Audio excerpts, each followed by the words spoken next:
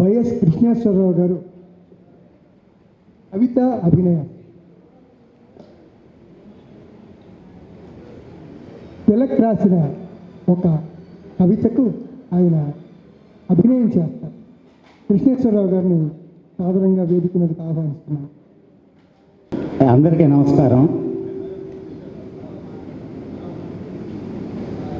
సాధారణంగా భక్తులకి ఆధ్యాత్మికవాదులకి ఏ మతంలో అయినా వాళ్ళ పండుగల రోజు పుణ్యస్థలాలకు వెళ్ళటం ఎంత గొప్పగా ఉంటుందో, కళాకారుడికి ప్రపంచ రంగస్థల దినోత్సవం రోజు తన కళా ప్రదర్శన కూడా అంతే ఆనందంగా ఉంటుంది. అవకాశాన్ని కలగజేసినందుకు ఈ బంగారు కొండ అంటే హేమాద్రి వరప్రసాద్, హేమాద్రి అంటే బంగారు కొండే కాబట్టి ఈ సుమధుర వారికి, ఆంధ్రాట్స్ అందరికీ, కృష్ణవేదికి చెబుతూ, ముఖ్యంగా ఇక్కడ లేట్ అయింది కానీ నేను రిక్వెస్ట్ చేశా గోపాలకృష్ణ గారిని, సార్ కొద్దిగా అని. ఎందుకంటే తెలుగు పద్యం సౌరభాన్ని, తెలుగు భాష సుగంధాన్ని, గొప్పతనాన్ని, తీయదనాన్ని అంతర్జాతీయ వేదికల మీద అద్భుతంగా రాణింపజేస్తున్నటువంటి అభినవ కృష్ణుడు, ఆంధ్రప్రదేశ్ నాటక అకాడమీ చైర్మన్ గుమ్మడి గోపాలకృష్ణ గారికి హృదయపూర్వకంగా నమస్కారం తెలియజేసుకుంటున్నాను. అలాగే గురుగారు వెళ్ళిపోయారు అనుకుంటా, గుమ్మ సాంబశివరావు గారు. ఉన్నారా గురుగారు? రండి సార్, ముందుకు రండి, ముందుకు రండి. మొన్న కూడా ఇంతే జరిగింది. ఇక్కడ ఇంత అయిపోయింది. ఇక్కడ ఈ పోస్ట్ మ్యాన్ అని రాశారు, తపాలా బంట్రోతు కవిత పేరు. అమృతం కురిసిన రాత్రి, దేవరకొండ బాలగంగాధర తిలక్ అనే మహాకవి రాశారు. సాధారణంగా అంటే చిన్న ఇంట్రడక్షన్ ఇస్తే తొందరగా, అంటే తెలిసిన వాళ్ళు చాలామంది ఉన్నారు, తెలియని వాళ్ళు కొంతమంది ఉండొచ్చు. అందుకని కవిత్వం రాజుల్ని, జమీందారుల్ని, కులీనుల్ని, గొప్పవాళ్ళని, వాళ్ళ గురించి మాత్రమే కవిత్వం ఉండేది. ఒక శ్రీశ్రీ, ఒక తిలక్, వీళ్ళు కవితా రంగంలోకి ఇంకా కొంతమంది కవులు. తర్వాత సామాన్యుడి జీవితాన్ని కూడా, అట్టడుగు జీవితంలో ఉన్న సౌందర్యాన్ని కూడా వాళ్ళు కవితాత్మకం చేశారు. కవిత్వం ఇక్కడ కూడా ఉంది, చూడొచ్చని. అలా ఒక తపాలా బంట్రోతు మీద, ఉత్తరాలు ఇచ్చి వెళ్ళిపోయే తపాలా బంట్రోతు మీద కవిత్వం రాసి పెట్టమని చెప్పి తంగిరాల వెంకట సుబ్బారావు గారని మొన్న ఇక్కడ ఎంబీవీకేలో అప్పాజోసులు విష్ణుపట్ల, కందాళం మరియు జాషువా కళా సమితి విజయవాడ వాళ్ళ సంయుక్త నిర్వహణలో ఆయనకి ప్రతిభామూర్తి అవార్డు ఇచ్చారు. ఆ తపాలా బంట్రోతు పోస్ట్ మ్యాన్ అనే కవితని ఆ సుబ్బారావు గారి కోసమే ఈ తిలక్ రాశాడు. అది సందర్భం. ఆ ఫుట్ నోట్లో ఉంటుంది, మిత్రుడు సుబ్బారావు కోసం రాశాను అని. ఒక గొప్ప కవిత అది. మాస్టర్ సాంబశివరావు గారికి తెలుసు. ఈ ఇంటర్ సీనియర్ వాళ్ళకో, డిగ్రీ వాళ్ళకో 5-6 ఏళ్ళో 7 ఏళ్ళో పాఠ్యాంశంగా ఉంది. అది అంత ప్రసిద్ధి పొందిన కవిత. అందుకని ఒక సామాన్యుని, ఒక పోస్ట్ మ్యాన్ని, ఈడీ ఎక్స్ట్రా డిపార్ట్మెంటల్ స్టాఫ్ అంటారు వాళ్ళని, గవర్నమెంట్ రికగ్నైజ్ చేయని స్టాఫ్ చాలా కాలం దాకా, అతన్ని ముఖ్యంగా తీసుకొని కవిత రాశాడు తిలక్. అది రాశాడు. దాన్ని నేను చిన్న, అంటే ఇప్పుడు మీరు చూసిన దుర్యోధనుడు, లేకపోతే కర్ణుడు, బాలచంద్రుడు, ఆ రేంజ్లో ఏకపాత్రగా ఉండదు. ఇది ఒక కొత్త ప్రక్రియ, ఆస్వాదించమని కోరుతున్నాను. ఓ రా సుబ్బారావు, కూర్చో. మై డియర్ సుబ్బారావు, కనిపించటం మానేశావు. ఏంటి పోస్ట్ మ్యాన్ మీద గేయం రాయాలా? అరే అందమైన అమ్మాయి మీద కానీ, చందమామ మీద కానీ, వంజుడైన భగవంతుడి మీద కానీ, అవంజుడైన ధీరనాయకుడి మీద కానీ పద్యాలమ్మని మన పూర్వులు శాసిస్తే ఎక్కడయ్యా ఇదేంటి? ఎక్కడి పోస్ట్ మ్యాను? ఏమిటి గోల? ఆ? చల్లని సాయంకాలం వేళ.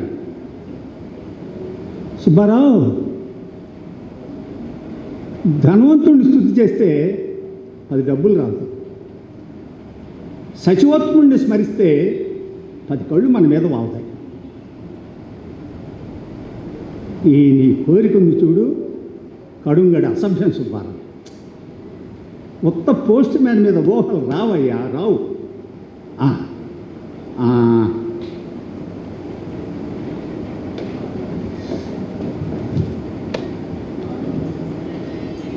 మూడవ పంచవర్ష ప్రణాళిక, 7వ వనమహోత్సవ దినం.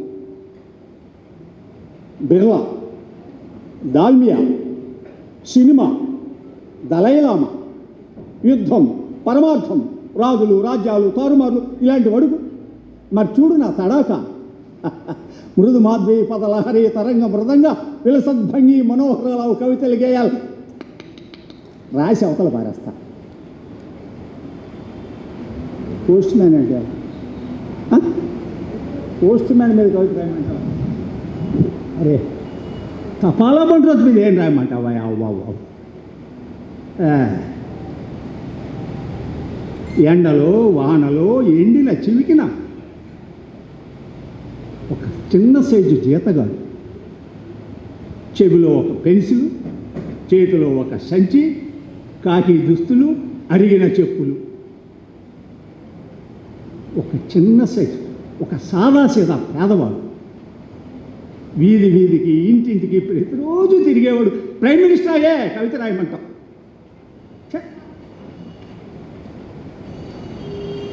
సుబ్బారావు, అయితే చూడు, ఆ కిటికీలో 2 విచ్చిన కలువల్లాంటి కళ్ళు, ఆ వీధి మగవైపే ప్రసరిస్తున్న చూపుల ముళ్ళు, ఆ కళ్ళలో ఆతృత, ఆ గుండెల్లో గడిచిన దేశాంతర గృతుడైన ప్రియుని రాక కోసం తహత.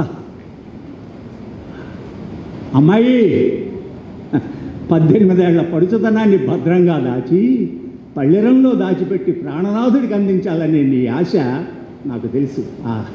అందుకే నీ చూపులు తుమ్మెద బారులు కట్టి, నీ కోరికలు గజ్జల వల్ల గలం గలించి వీధి వీధినంతా మేలుకొలుపుతున్నాయి, వీధి వీధినంతా కలయి చూస్తున్నాయి. అడుగు పోస్ట్ మ్యాన్. ఒక్క ఉదుటిన వీధిలోకి నువ్వు. అతని ముఖం మీద ఉత్తరం లేదు అని చెప్పడానికి బదులు ఒక చిన్న చిరునవ్వు.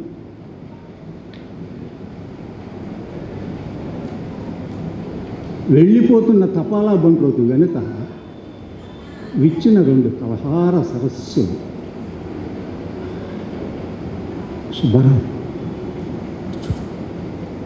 ఆ